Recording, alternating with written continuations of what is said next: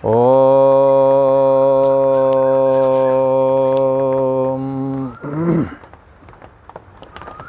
श्री योग वासिष्ठ के स्थिति प्रकरण में श्री वशिष्ठ जी महाराज बोले, हे राम जी, जैसे अग्नि लपट रूप और जल तरंग रूप है।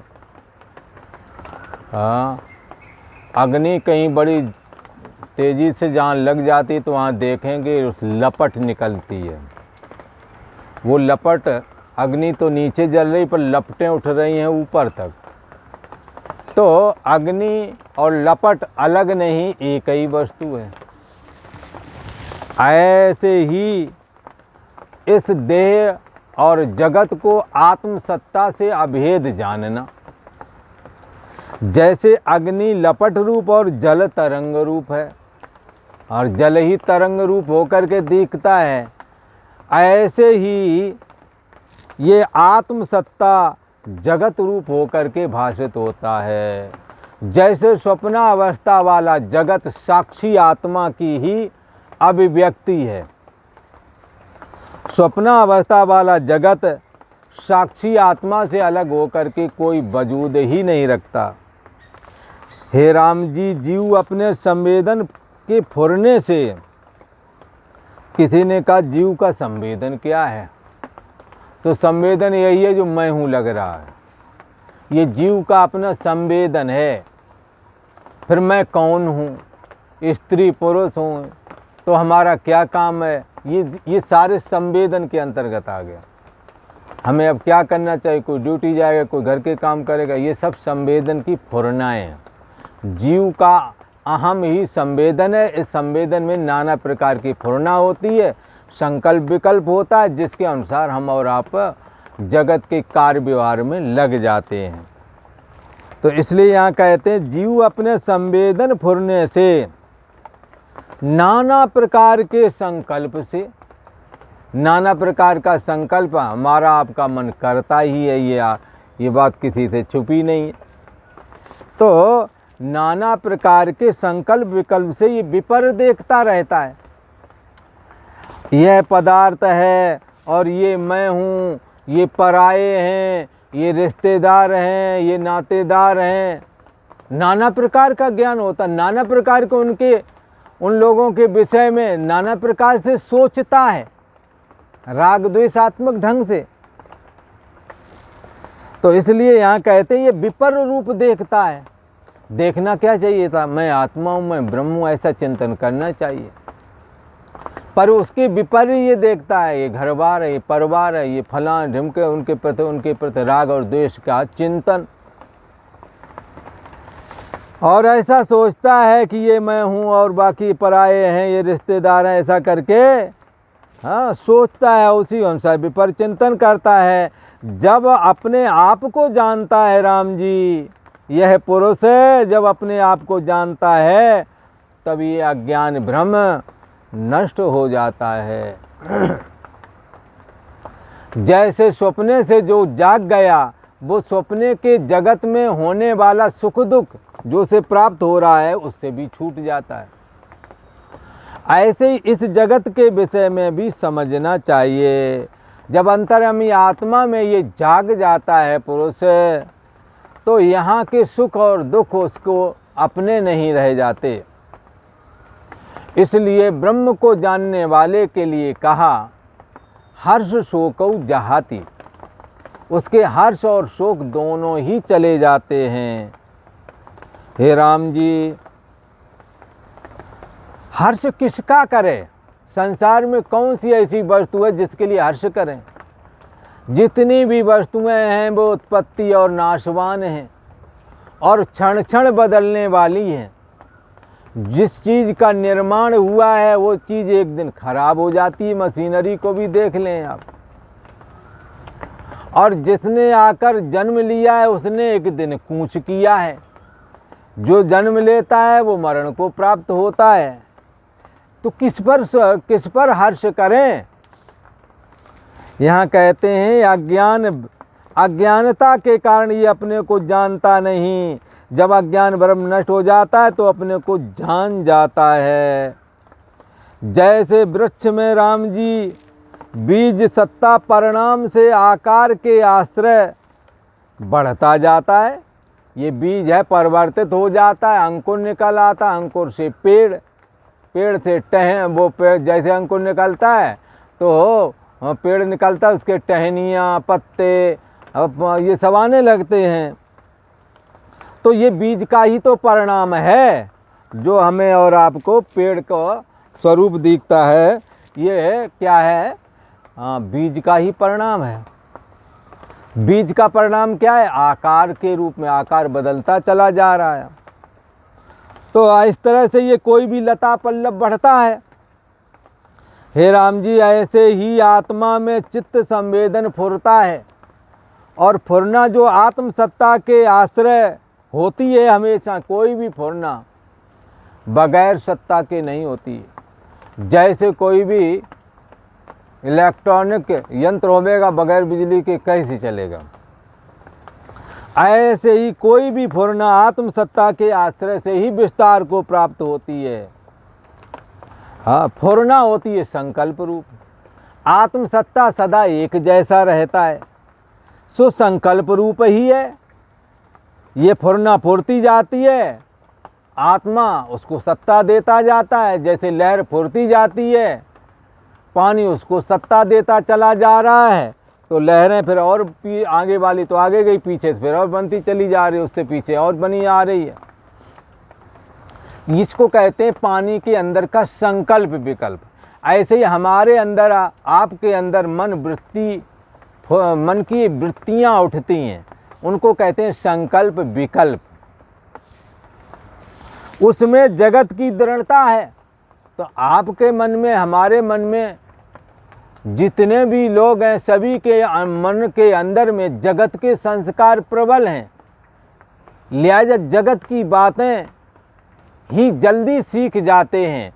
कोई बालक हो, अबोध बालक है, वो बारंबार जब आपको कोई क्रिया करते देखते हैं, काम करते देखते हैं, वो तुरंत सीख जाते हैं, क्योंकि संस्कार उन्हों के अंदर में भी हैं।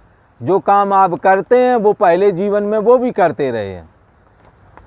इसलिए हे राम जी, जैसे संवेदन फुरता है, आपके संवेदन में घर परिवार वाला है, मोह माया वाला है, काम क्रोध लोभ वाला है, कैसा है?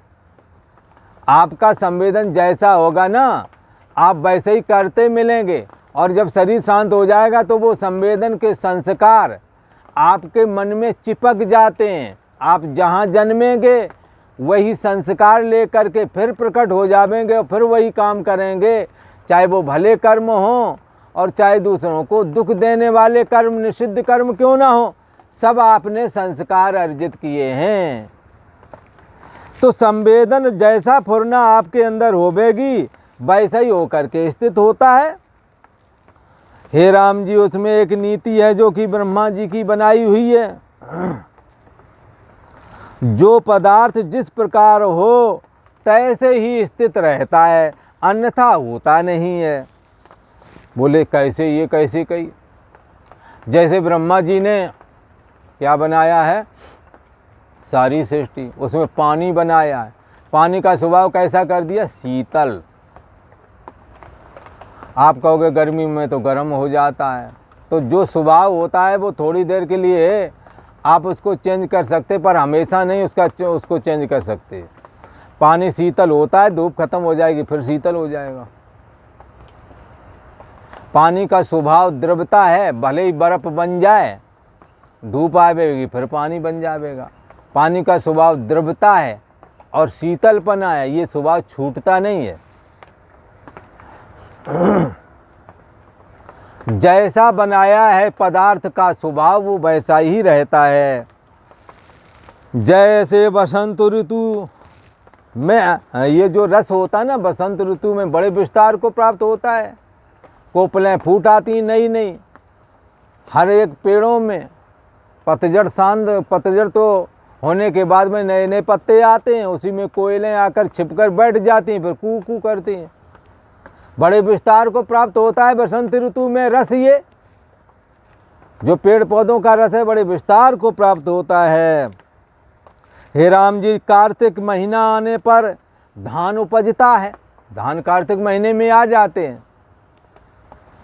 और हिम ऋतु में जब ज़्यादा सर्दी होती है और बर्फ़ पड़ने लगती है तो हे राम जी जल पत्थर जैसा हो जाता है, इतना ठोस हो जाता है, बर्फ़ बन जाता है। और हे राम जी अग्नि उष्ण है और बर्फ़ शीतल है।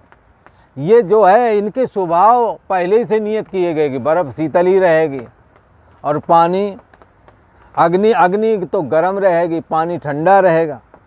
इत्यादि जितने पदार्थों की रचना की गई है राम जी, इनका जो स्वभाव ब्रह्मा जी ने निश्चित कर दिया है आज तक, वो वैसे ही स्थित हैं और वे सब महाप्रलय पर्यंत भी ऐसे ही स्थित रहेंगे। कभी ऐसा सोचते हो आगे चल के कभी पानी गर्म हो जाएगा, अग्नि ठंडी हो जाएगी, ऐसा कभी नहीं होगा। आकाश में शून्यता ब्रह्मा जी ने संकल्प किया है, वो हमेशा ही रहेगा, ऐसा ही महाप्रलय पर्यंत। अन्यथा भाव को ये प्राप्त होते नहीं है, चाहे जितनी कोशिश कर लो आप, अन्यथा रूप नहीं तब्दील होता। हे राम जी, जगत में 14 प्रकार के भूत जाति हैं, 14 प्रकार के भूत जाति। हाँ, भूत जाति कहते हैं भूत प्राणी, भूत प्राणियों की जाति। अब मनुष्य एक जाति है जो मृत्युलोक में रहती है, फिर है अतल वितल तलातल महातल रसातल पाताल करके 7 नीचे लोग, सब में अलग अलग जाति के भूत प्राणी रहते हैं। इसी प्रकार ऊपर का भूर्भुवः स्वः महाजना तपा सत्यम। हाँ, तो ये जो 7 लोग ऊपर के हैं, हाँ, तो ये 7 लोकों में 7 प्रकार के भूत प्राणी हैं। जैसे जने लोक में सनत कुमार जी का निवास है, जो ब्रह्मलोक से ठीक नीचे वाला लोक है। हाँ, इसी प्रकार किसी में सप्तऋषियों का निवास है। तो इस प्रकार से नाना प्रकार की भूत जातियाँ 14 प्रकार के ये सभी हैं भूत प्राणी। पर उनमें जिनको आत्मज्ञान प्राप्त होता है, जिसको भी, वे ही शांत आत्मा के, हाँ, वे ही शांत आत्मा को श्वासे अभिन्न पाकर के आनंद को प्राप्त होते हैं।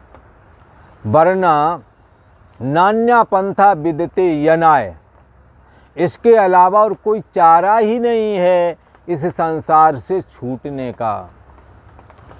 इसलिए इस संसार को एक जगह कहा, मुक्ति जो तू चाहता विष सम विषय तज तात रे, आर्जो क्षमा संतोष समदम पी सुधा दिन रात रे।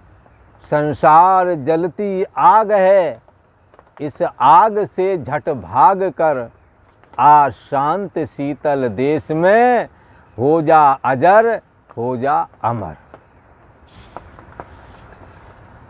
जलती आग है कह रहे हैं, संसार जलती आग है।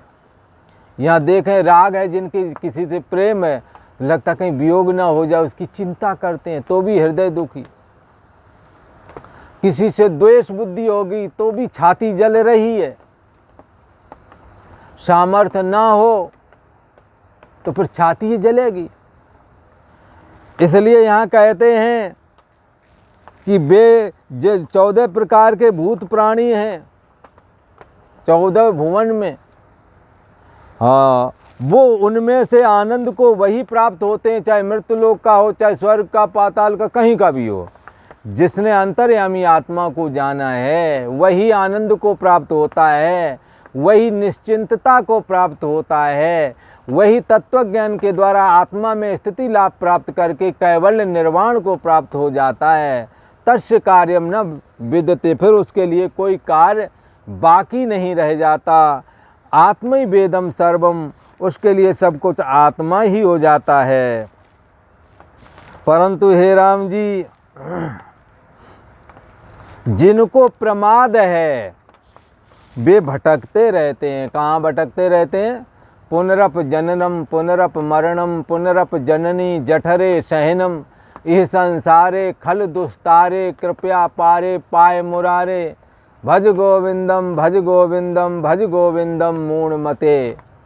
अरे मूढ़मती मन, तू भगवान गोविंद का भजन कर कि जिससे चित्त निर्मल हो जाए और अंतर्यामी परमात्मा को जान सके, अंतर्यामी आत्मा को जान सके कि जो जीव भी बना हुआ है ईश्वर भी बना हुआ है, ब्रह्मा विष्णु रुद्र बना हुआ है। स शिवः स विष्णु हो स इंद्र, वही इंद्र है वही शिव है, वही हम और आपके अंदर में, हमारे आपके अंदर में भी वही समाया हुआ है।